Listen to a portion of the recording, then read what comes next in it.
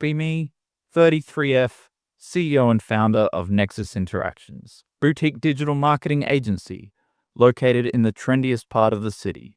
Office is a converted warehouse, neon sign behind the reception desk. Disrupt the narrative. Technically, I founded this place 3 years ago. The seed money came from my father's angel investment fund, his retirement account, but I don't talk about that. Doesn't fit the self-made disruptor brand I've carefully curated on LinkedIn. I have 22 employees. Culture is everything to me. We don't have managers, we have leads. We don't have problems, we have growth opportunities. We don't have deadlines, we have milestone horizons. It's exhausting keeping up the terminology, but it's essential for the vibe. Lately though, the vibe is off. I've been reading a lot of theory on corporate matriarchies. Decided that the traditional agency model is too aggressive, too linear, too masculine. So I've been implementing holistic feedback loops. Basically, if an idea doesn't resonate emotionally, we don't do it. Doesn't matter what the data says. Data is a construct, usually skewed by the patriarchy anyway. I feel like I'm really breaking ground here, but there's a resistance, a quiet, brooding resistance coming from the back corner of the office, the strategy and tech department. The bane of my existence is William, 34M, senior strategist. Been here since day one. He's competent, I'll give him that. Knows SQL, Python, handles all the back-end API integrations, runs the ad spend models, but his energy is just wrong. He wears grey hoodies and looks at spreadsheets all day. Never participates in Wellness Wednesdays. Never shares his emotional weather report during the Monday stand-up. Just says sunny with a chance of deployment. Every single time, it's passive-aggressive. And he has these two minions, Luke, front-end dev, and Brian, data analyst. They form this little triangle of silence in the back, headphones on, typing furiously, occasionally chuckling at something on a screen I can't see. It makes me insecure. Like, what are they laughing at? Probably me. Probably the holistic approach. I decided last month that their silence is a power play. By withholding verbal affirmation, they are creating a hostile environment for the female creatives. It's a theory I'm working on for a Medium article. Monday morning.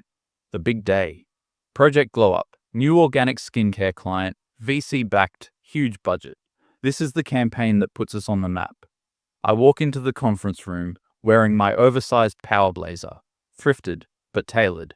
Cost $400. Holding my matcha latte. Emma, social media lead, is there. Grace, HR culture lead, is there. Sam, art director, is there. And the boys. William, Luke, Brian, sitting at the far end of the table. Laptops open, not making eye contact. I clap my hands. Okay, everyone, let's ground ourselves. Take a deep breath. I wait while Emma and Grace close their eyes and breathe. William types something. I ignore it. The vision for GlowUp is radical. I start. I pull up the mood board. It's beautiful. Lots of grain, soft focus, abstract shapes, text that is barely legible. Photos of women looking away from the camera, looking sad but beautiful. We aren't selling moisturizer, I announce. We are selling the absence of need. The campaign is called Empty. We show no product, no bottles, no prices, no benefits, just the mood. The consumer will project their own desires onto the void we create. Emma gasps, Emily, that is so brave. It challenges the capitalist notion of transaction. Sam adds, nodding vigorously. I feel the warmth in my chest. This is leadership. This is vision. Then, the sound of a throat clearing. Dry, scratchy, irritating. It's William. He hasn't looked at the mood board once. He's looking at a projection of a spreadsheet on his laptop. Emily? I stiffen. Yes, William? Do you have some energy to share? I have some numbers, he says, voice flat, monotone, robot-like. I ran A/B tests on the soft launch concepts over the weekend. I tested the abstract/mood creative against a control group using standard product/benefit creative. He turns his laptop around. Charts. Ugly red and green bars. The abstract adds, your concept. Have a CTR, click-through rate of 0.1%. Bounce rate on the landing pages, 95%.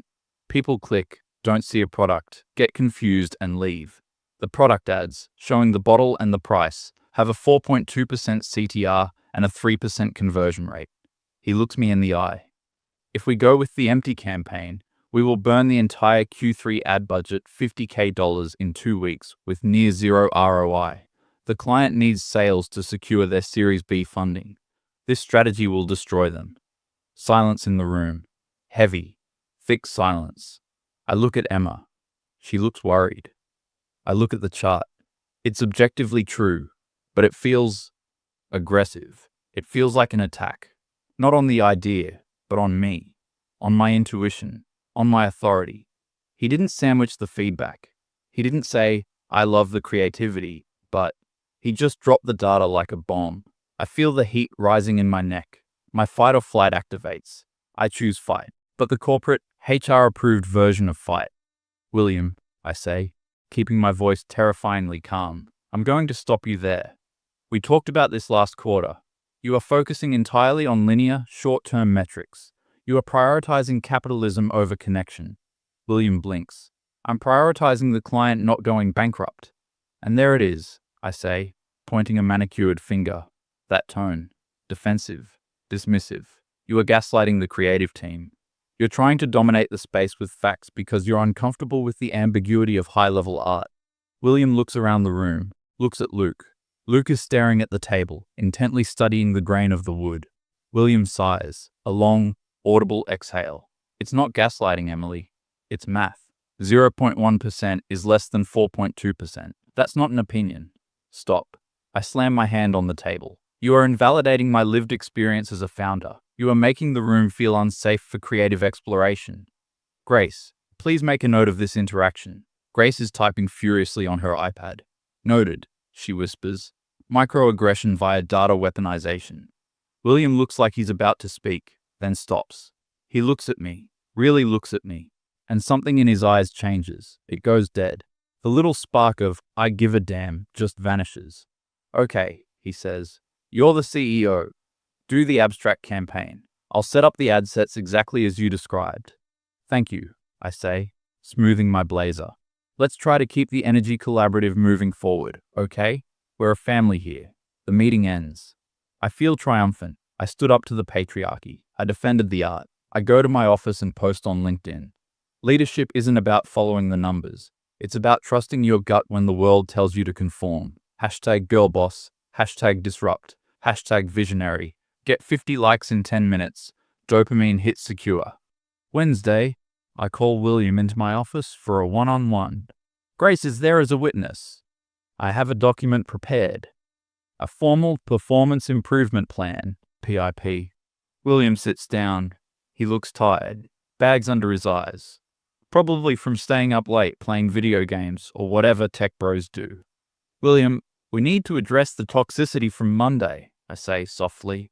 I feel like you aren't aligning with our core values of empathy and flow. William stares at the wall. I was doing my job, Emily. Strategist. Strategy involves risk assessment. It's not about what you did, it's about how you did it. Grace chimes in, using her soft HR voice. It felt very combative. It created a barrier. We need you to work on your soft skills. The goal of this PIP is to reduce abrasive language and practice active listening. From now on, before you critique an idea, I want you to find 3 positive things to say about it, and I want you to frame all feedback as I feel statements, rather than the data says statements. William looks at the PIP, reads the bullet points. 1. Smile more in meetings. 2. Do not interrupt the creative flow with technical constraints. 3. Use inclusive language. He looks up. A weird, calm smile spreads across his face. It's not a happy smile. Understood, he says. I will comply fully. I will not be a barrier. I will only support the vision. He signs the paper. Didn't even argue. Walks out. Grace and I high-five. That went so well, she squeals. He really hurt us. I think we're seeing a breakthrough, I say. This is the power of corrective coaching. Fast forward 2 weeks. The office is different, strange. It's quiet. I mean, really quiet. The tech corner, William, Luke, Brian, used to be noisy. Arguments about spaghetti code versus clean architecture. Debates about the best mechanical keyboards. Luke asking Brian if he wants to get tacos. Now, dead silence. Whenever I walk by, they minimize their windows, or they just stare ahead. I send a Slack message to the dev channel. Hey guys, how's the glowup landing page coming? Need those good vibes? Luke replies instantly. Completed per specifications. Live on staging. No emojis, no gifs, no, you got it boss, just compliance. I tell myself this is respect. They finally fear me. They finally understand the hierarchy. I am the queen bee, and the hive is humming. Launch day for glowup, the empty campaign. We spent $15,000 on the launch party alone, rented a rooftop bar, invited influencers who demanded free product and $500 appearance fees. The client, Brenda, is there. She's a nervous woman, invested her life savings plus the VC money. Emily, I'm worried, she says, clutching a glass of champagne. My investors are watching the metrics like hawks. If we don't hit 2.5 ROS return on ad spend in week 1, they might pull the plug. I squeeze her hand. Brenda, darling, trust the process. Women don't want to be sold to. They want to be seen. This campaign sees them. The sales will follow the emotion. She nods, looking unsure, but I dazzle her with buzzwords until she goes away. Midnight hits. Campaign goes live. Ads start running on Instagram, TikTok, Facebook. I go home feeling electric. I check the site on my phone. It looks amazing. Just a blurry photo of a sad girl in a field. Text. What are you missing? No button. You have to scroll down to find a tiny link that says Discover. So mysterious. So chic. Next morning, I stroll into the office at 11 a.m. CEO privilege, expecting champagne and confetti. The office is silent. Emma is at her desk, biting her nails. Grace is hiding in the meditation pod. I walk over to the tech corner. William is sitting there, hands folded on his lap, staring at the dashboard on the big screen. I look at the screen. Traffic. 50,000 visitors. Great. Ad spend. $8,000. Already? Bounce rate. 99.8%. Conversions. 0. Sales. $0. I blink, rub my eyes, look again. 0. Not even a pity purchase from someone's mum. What is this? I ask, my voice trembling slightly. Is the tracking pixel broken? William spins his chair around slowly. He is smiling that weird, calm smile. I check the pixel, Emily. It is firing correctly. Then why aren't they buying? Well, he says, I feel like the customer journey is perhaps too abstract for the current market sentiment. I feel that the lack of a buy now button above the fold is creating friction. But mostly, I feel that people don't know what we are selling. I stare at him. He's using the I feel statements. He's following the PIP. William, fix it. I snap. Change the landing page. Put the product on there. Put a big button that says buy now. William shakes his head gently. I would love to, Emily, but that would require a change in creative direction. And per my PIP, I am not allowed to dominate the creative space or invalidate your vision. Your vision was the void. If I add a button, I am filling the void. I don't want to be aggressive. I can't believe it. He's weaponizing my own policies against me. I turn to Luke. Luke, you do it. Just code a button in, right now. Luke looks up, eyes wide and innocent. I can't, Emily. That wasn't in the sprint planning meeting on Monday. You said unauthorized scope creep creates anxiety for the project managers. I have to protect the team's mental health. I can add it to next week's sprint? Next week, I scream, we are burning $1,000 an hour. Do it now. I need a ticket, Luke says calmly. Please submit a ticket in Jira. Once it's approved by creative and copy and legal, I'll start. I look at them. The three of them, they are unmovable objects. They are watching the building burn and refusing to hold the hose because I told them the water pressure was too masculine. Fine, I yell. Emma, do you know how to use WordPress? Emma looks terrified. I know how to post blogs? Good enough. Log in and add a button, Emma tries. She breaks the CSS. The whole site turns into a wall of error text. Now we aren't even showing the art, just 404 fatal error. I have to call the client. She screams so loud I have to hold the phone away from my ear. She pulls the account immediately, demands a refund on the retainer, threatens legal action for gross incompetence. I hang up, shaking. I look at William. He's putting on his coat. It's 12 p.m. Where are you going? I whisper. Lunch, he says, and then I have a dentist appointment. I'll be taking the rest of the day as PTO. Self-care is important, right? He walks out. Luke and Brian follow him. Solidarity, Luke mutters. I am left alone with the girls in a broken website. The next month is a slow-motion car crash. We lost the glowup account. Word got out. Our reputation is tanking. Cash flow is negative. I can't make payroll next week without dipping into my personal savings, which is actually just my credit card. I need a win. We have one major client left. TechFlow, a massive B2B logistics SaaS company. Boring, but they pay $40K a month. We handle their entire web infrastructure and lead gen. It's a complex beast. Servers, APIs, databases. William, Luke, and Brian run it entirely. I don't even know the passwords. I call a team meeting. Okay, team, I say, trying to project confidence. My voice is shaking. We hit a bump with glowup, but we are going to pivot. We are going to focus on TechFlow. We need to do a major server migration for them this weekend. William, I need you to lead this. William looks at me. He slides an envelope across the table. White, crisp envelope. Actually, he says, I'm resigning. Effective immediately. My heart stops. You can't. I can, he says. I have accepted a position as VP of Growth at a logistics startup. They offered me double my salary and stock options, and they use data to make decisions. Luke stands up, slides an envelope. Me too. William hired me, senior dev. Brian stands up, slides an envelope. Me 3, head of analytics. I look at the 3 envelopes, then at the 3 men. You're leaving me with the TechFlow migration due in 2 days? That's sabotage. That's unethical. William shrugs. It's at will employment, Emily. Besides, you always said we were holding the agency back. You said our energy was heavy. We're removing the heavy energy. You should be happy. Now you have a fully empathetic workspace. Good luck with the migration. They walk out. They don't even pack boxes. They just leave, like they've been ready to go for months. Which they probably were. Panic sets in. Real, primal panic. The office is just me, Emma, Grace, Sam, and 2 interns. We look at each other. Emma is crying. Grace is hyperventilating. What do we do? Sam asks. Who knows how to run the migration? I can figure it out, I say. I'm the founder. I'm smart. How hard can it be? It's just computers. It's just clicking buttons. I go to William's desk. His computer is locked. I call IT, which is a third-party service. I scream at them until they unlock it. I stare at the screen. It's all black terminals with green text, matrix stuff. I see a folder called TechFlow migration scripts. Okay, this looks promising. I open a file. It says, warning, do not run without backup. Fear-mongering. Men always overstate the risks to feel important.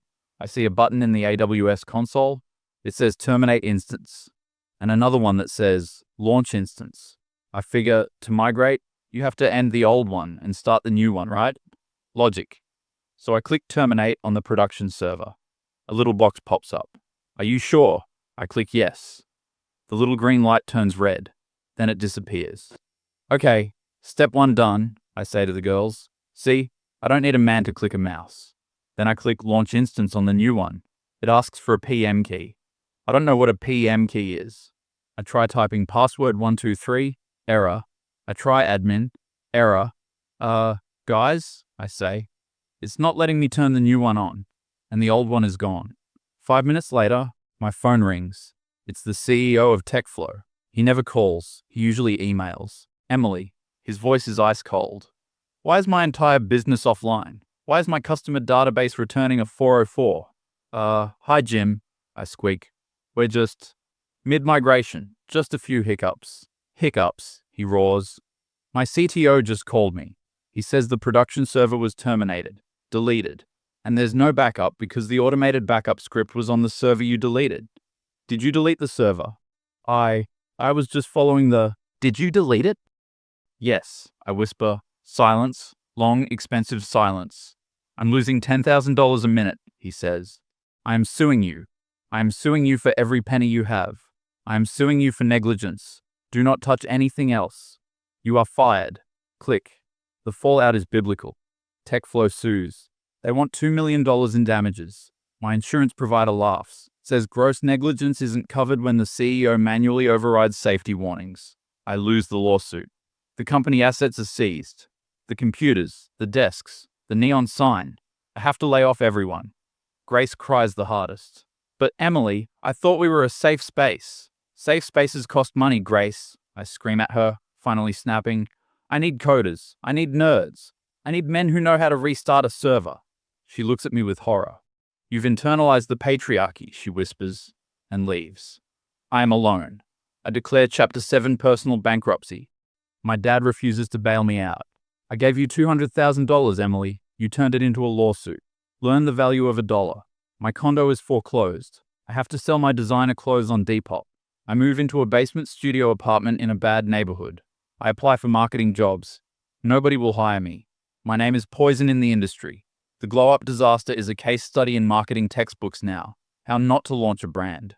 6 months later, I am working at a retail clothing store in the mall, folding sweaters, making $16 an hour.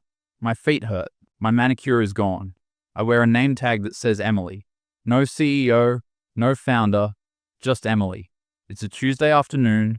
Store is empty, except for a group of guys walking in, laughing, loud, happy. I freeze. It's them. William, Luke, Brian, and a few other guys. They look rich, wearing Patagonia vests and nice watches. William looks healthy. He's laughing at something Luke said. Yeah, the IPO is looking like Q4, William says. My stock options are going to vest, and I'm buying a boat. Luke laughs. A boat? That's a terrible investment, Brian says. ROI on a boat is negative, man. Yeah, but the joy metric is high, William jokes. They all laugh. They are happy. They are successful. They are building things. I duck behind a rack of clearance jeans, heart pounding. Please don't see me. Please don't see me. They stop right in front of my section. William picks up a grey hoodie. Hey, this is nice. Might get it for the office. AC is cold. He turns. He sees me. I'm holding a pile of unfolded denim. My hair is messy. I look tired. Our eyes lock. I brace myself. I wait for him to say, hey look, it's the visionary. I wait for him to destroy me, to relish his victory. But he doesn't. His face softens. It's not anger. It's not triumph. It's pity. He looks at me like you look at a stray dog in the rain. Sad but not your problem. He nods. A quick, polite nod. Emily, he says, quietly, acknowledging I exist. Then he turns back to Luke. Nah, actually, I don't need it. Let's go get lunch. Steakhouse? I'm buying, Luke says. They walk away, out of the store, into their bright, successful future. I watch them go. The store is silent. My manager walks by. A 19-year-old girl named Kaylee. Emily, you're zoning out again, she snaps. Can you please refold this table? It looks messy. It doesn't align with the visual standards. I look at the table. I look at Kaylee. I want to scream. I want to say, I used to be a CEO, but I don't, because the data says I am a retail associate, and the data doesn't lie. Yes, Kaylee, I say. I'm on it. I start folding, left over right, smooth the fabric, repeat, forever until my shift ends. At least I don't have to think about the server anymore. I guess I found my empty space after all, only it's not a campaign. It's my life.